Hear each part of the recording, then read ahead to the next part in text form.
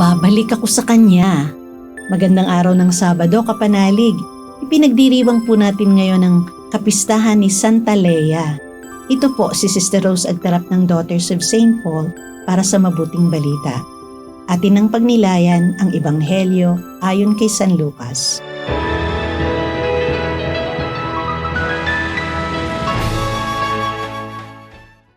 Lumapit kay Jesus ang lahat ng kolektor ng buwis at mga makasalanan para makinig. Kaya nagbulong-bulungan ng mga Pariseo at mga guro ng batas. Tinatanggap niya ang mga makasalanan at nakikisalo sa kanila. Kaya sinabi ni Jesus ang talinhagang ito sa kanila. May isang taong may 2 anak na lalaki. Sinabi ng bunso sa kanyang ama, Itay, ibigay niyo na sa akin ang parte ko sa mana. at hinati sa kanila ng ama ang mga ari-arian. Pagkaraan ng ilang araw, tinipon ng bunsong anak ang lahat ng kanya at naglakbay sa malayong lupain. Doon niya winaldas ang sa kanya sa maluwag na pamumuhay. Nang maubos na ang lahat sa kanya, nagkaroon ng matinding taggutom sa lupaing yun at nagsimula siyang maghikahos. Kaya pumunta siya at namasukan sa isang taga-roon at inutusan siyang mag-alaga ng mga baboy sa bukid nito. At gusto sana niyang punuin kahit na ng kaning baboy ang kanyang tiyan, pero wala namang magbigay sa kanya. Noon siya natauhan at nag-isip, Gaano karaming arawan sa bahay ng aking ama na labis-labis ang pagkain at namamatay naman ako dito sa gutom. Titindig ako. Pupunta sa aking ama at sasabihin ko sa kanya, Itay, nagkasala ako laban sa langit at sa harap mo. Hindi na ako karapat-dapat pang tawaging anak mo. Ituring mo na akong isa sa iyong mga arawan. kaya tumindig siya papunta sa kanyang ama. Malayo pa siya nang matanaw ng kanyang ama at naawa ito. Patakbo nitong sinalubong ang anak, niyakap at hinalikan. Sinabi sa kanya ng anak, Ama, nagkasala ako laban sa langit at sa harap mo. Hindi na ako karapat-dapat pang tawaging anak mo. pero sinabi ng ama sa kanyang mga utusan, Madali! Dalhin niyo ang dati niyang damit at ibihis sa kanya. Suotan niyo ng singsing ang kanyang daliri at ng sapatos sa kanyang mga paa. Dalhin at katayin ng pinatabang guya.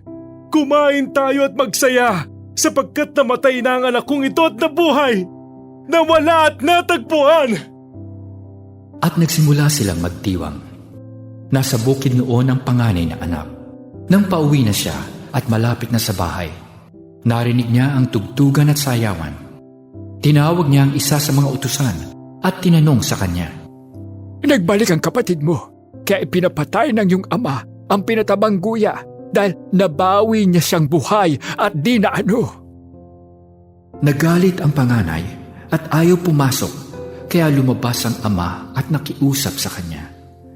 Datapwat sumagot sa kanyang ama, Ilang taon na ako naglilingkod sa iyo, na di lumalabag sa iyong mga utos. At kailanman hindi mo ko binigyan ng kahit na isang maliit na kambing na ipagkakatuwa namin ng aking mga kaibigan. Tatapwat nang dumating ang anak mong ito na naglustay ng iyong kayamanan sa masasamang babae, pinatay mo ang pinatabang baka. Ngunit sinabi sa kanya ng ama, Anak, lagi kitang kasama at sa'yo rin ang lahat ng akin. Pero dapat lamang na magdiwang at magsaya tayo dahil namatay na ang kapatid mo at nabuhay, nawala at natagpuan.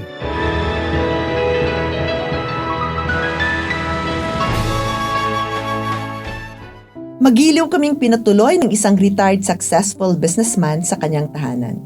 Naikwento niya sa amin na maraming beses silang naghiwalay ng kanyang namayapang misis dahil sa kanyang mga bisyo. Ngunit tuwing uuwi siya sa kanilang tahanan, wala siyang naririnig na sumbat mula sa kanyang asawa. Minsan pa raw, napagbuhatan niya ng kamay si misis, ngunit hindi raw nagsawang magpatawad at magmahal ang kanyang may bahay na may ginintuang puso.